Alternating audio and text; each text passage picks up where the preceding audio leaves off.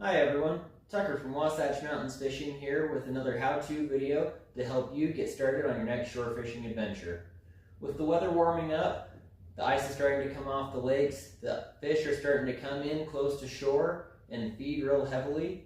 So it's time to break out the shore rods, dust off that shore fishing tackle box, get some baits in the water and go catch some fish. So today I wanted to show you my essential guide to shore fishing. So what I use almost every time I go and fish from shore.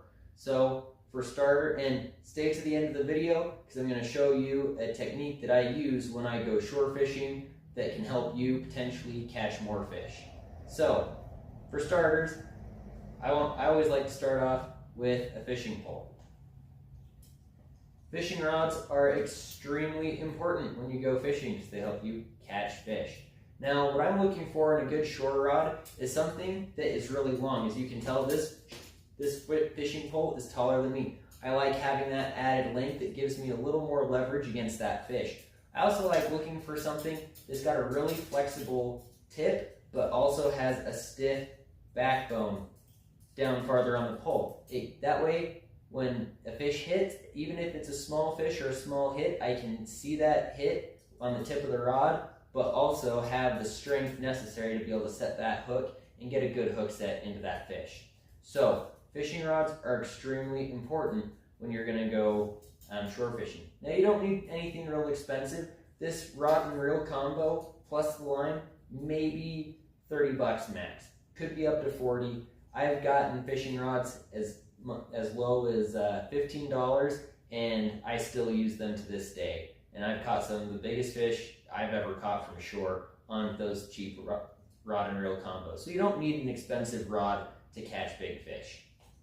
All right, next important thing that you need when you go fishing from shore is bait. Bait is extremely important. Now, I bait fish more than anything else. I do throw lures out there, but I find that it's easier to catch fish using bait. So if you're just looking to go out and catch fish, not trying any new techniques, bait is the way to go.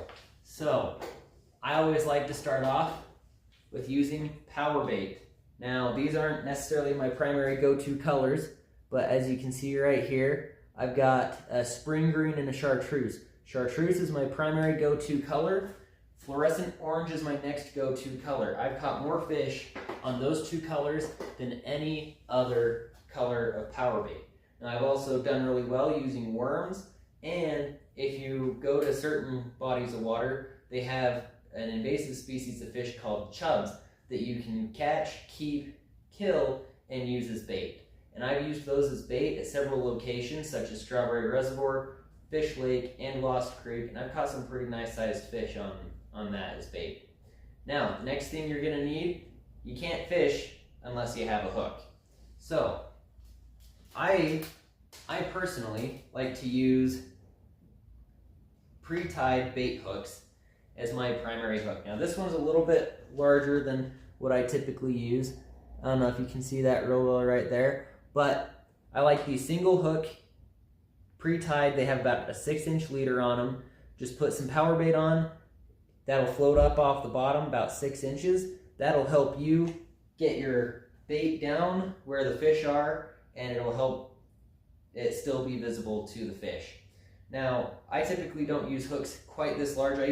I typically like to use a size 8 or size 10 single hook for power bait, and for larger, or for baits such as worms or chubs, I like to use a little larger hooks. Those I'm gonna go to size 5, size 4 hook. All right, now you're also gonna need slip weights. Slip weights are very important because they help increase the cast range. Now, I typically don't use anything more than maybe a 1/4 ounce weight, but I do occasionally use 1/2 to 1 ounce weights to really get my line pretty far out there, depending on where I'm fishing, what I'm fishing for. Now, you're probably wondering why I haven't started talking about lures yet. I personally don't like to use lures a whole lot when I go shore fishing. I feel like I had more success with bait, but that's not to say I haven't caught fish with lures. So some of my primary go-to lures are these Jakes Spin-A-Lures. specifically copper. So as you can probably see right there. So that is a copper with red dots Jake Spinalure. I almost always will go to that first. And then behind that, I have these jigging spoons. These have a really nice action in the water that really gets the fish riled up. I've probably caught more fish on these kinds of lures from shore than any other type of lure. So those are two of my go-to lures that I highly recommend you pick up if you're looking to start shore fishing. Now, next most important thing is you want something to hold your rod in. I like to use these wire pole holders. They help to keep your rod from getting dragged into the water by any fish, because I've had some almost get pulled over rocks before and into the water. So you want to make sure that your rod is secured when you do go fishing.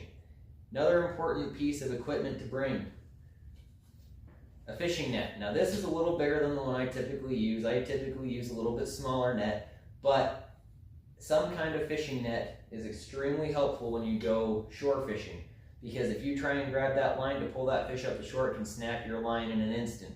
So being able to net that fish is going to help you increase the number of fish you actually get on shore, and potentially the number of fish you get on that stringer, especially if you're dealing with a large fish. All right, the last piece of equipment that I like to bring when I go shore fishing is a chair. Doesn't have to be anything fancy. This little stool here works just fine. I use this ice fishing, shore fishing. So my primary way for shore fishing, as you know, is bait fishing. So what I like to do is I have these leaders tied up. So I have let me show you. So I have a swivel tied to the end of my fishing line here. So as you can see, it's attached to the tip of the rod. It's just a normal clip swivel right there. And then I have tied onto my leader a barrel swivel. Going down that line there goes to a weight and another clip swivel. Now what this does is it allows me to put weight on my line and do it quickly. It allows me to attach a hook here that I can put power bait or whatever kind of bait on that I want to use. And then it allows me to put another hook on this swivel up here that's also hooked to my leader. So then I can put two baits out in the water. So whether that's when I first start fishing and putting two different colored baits out that could pretend, because I'm not sure what the fish are biting on, or if I know what the fish are biting on and I want to put out two of the same colored baits to potentially double the chances of a fish seeing my line. Please hit that like and subscribe button. Leave a comment down below if you have any questions. Let me know what you think of the video. Let me know if you catch any big fish using some of my techniques. Tight lines, good luck everyone.